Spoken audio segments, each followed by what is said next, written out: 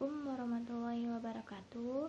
Perkenalkan, nama saya Anggina Rizkita Nasution dari Universitas Islam Negeri Sumatera Utara, jurusan Biologi, NIM-nya 0704202083. Saya di sini akan menjelaskan tentang karangan ilmiah. Adapun bagian-bagian dari karangan ilmiah, yang pertama itu pengertiannya, yang kedua itu langkah-langkah penyusunan, yang ketiga itu sistematika karangan ilmiah.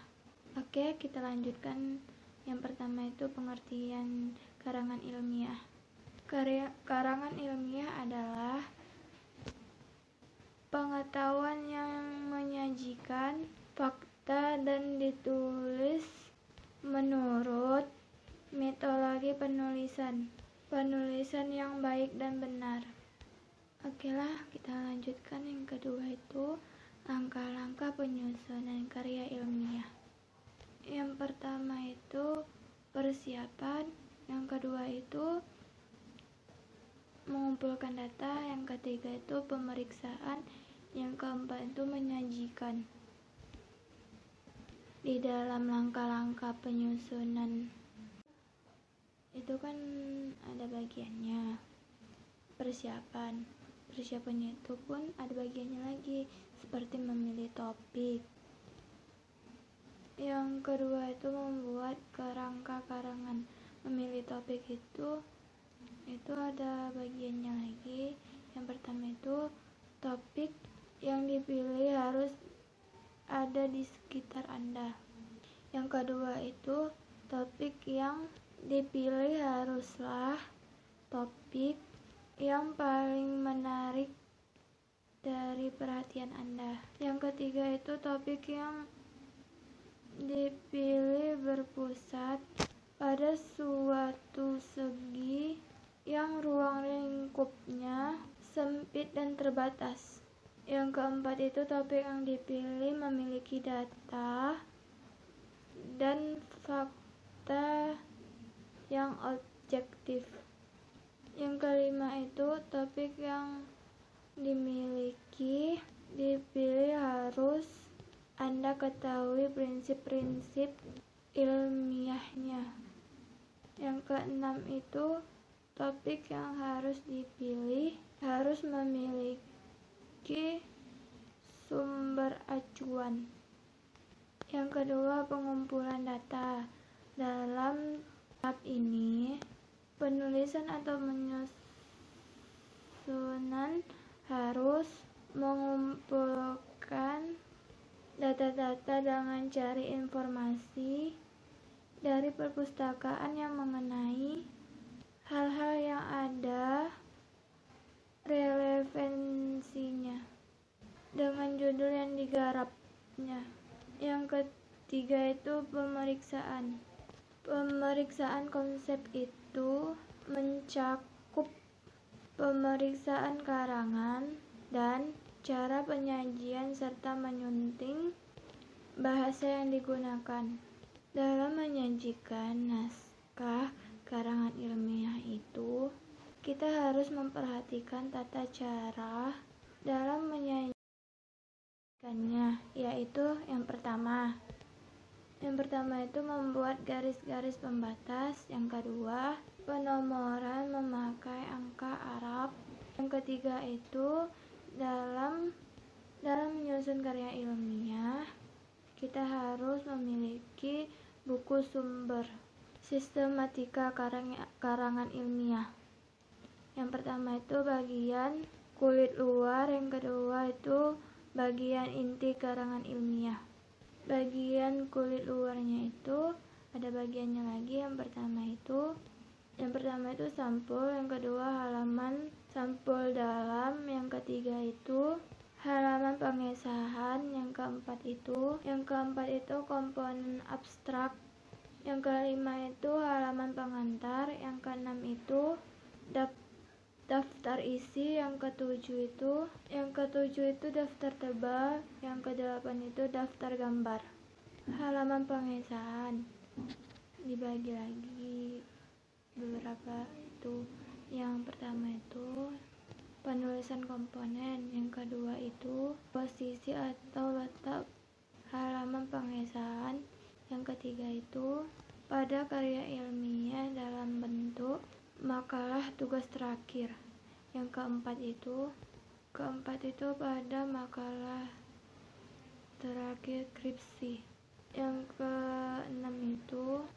kelima maksudnya itu model tampilan halaman pengesahan, yang keenam itu komponen halaman persetujuan, yang ketujuh itu komponen halaman pengesahan. Komponen abstrak itu memiliki dua bagian, yaitu yang pertama itu karakteristik abstrak, yang kedua itu jenis-jenis abstrak.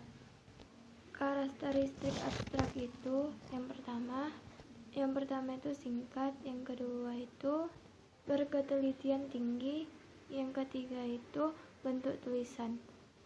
Bentuk tulisan itu yang dibagi ada pengertian lagi. Yang pertama itu yang A itu informatif, kualitatif atau kuantitatif, tergantung pada naskah asli. Yang B deskriptif atau analisa, induktif atau deduktif, tergantung pada naskah yang asli.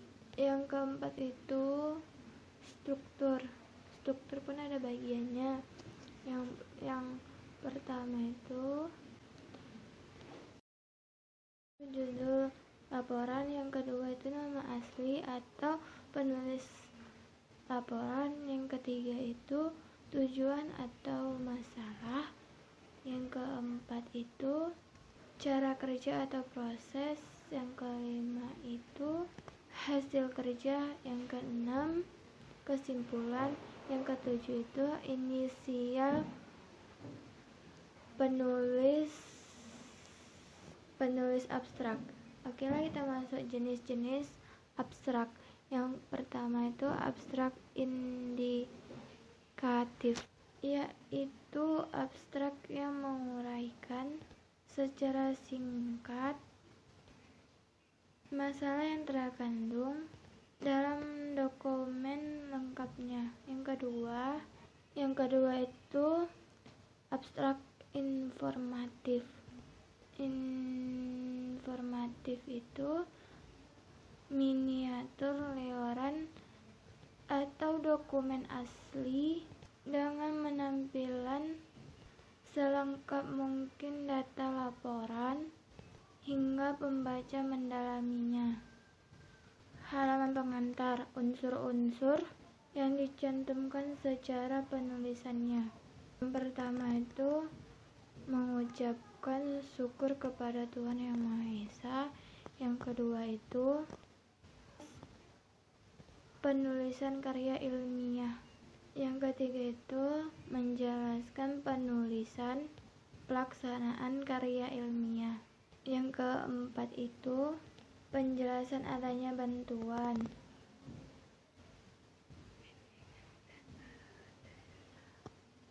Bimbingan dan arahan dari seseorang. Yang kelima itu sekelompok orang atau organisasi. Yang keenam, ucapan terima kasih kepada seseorang atau lembaga yang membantu. Yang ketujuh, menyebutkan nama kota, tanggal, bulan, tahun, dan nama lengkap penulis tanpa dibubuhi tanda tangan. Yang kedelapan itu harapan penulis karangan tersebut. Bagian inti karangan ilmiah. Yang pertama itu bab pendahuluan, yang kedua itu analisis dan tujuan dan pembahasan, yang ketiga itu saran dan kesimpulan, yang keempat itu bagian terakhir. Bagian pendahuluan itu ada bagian lagi, yaitu latar belakang, tujuan penulis, ruang lingkup masalah, yang ketiga landasan teori, sumber data penulis, metode dan teknik penulis, sistematika penulis, tujuan dan manfaat penelitian. Bab kesimpulan dan saran. Bab ini berisi kesimpulan yang merupakan gambar umum secara analisis persoalan dan berelevansi dengan hipotesis atau teori yang dikemukakan. Bagian terakhir itu seperti daftar pustaka, indeks, dan lampiran. Saya sudahi. Wassalamualaikum warahmatullahi wabarakatuh dan terima kasih.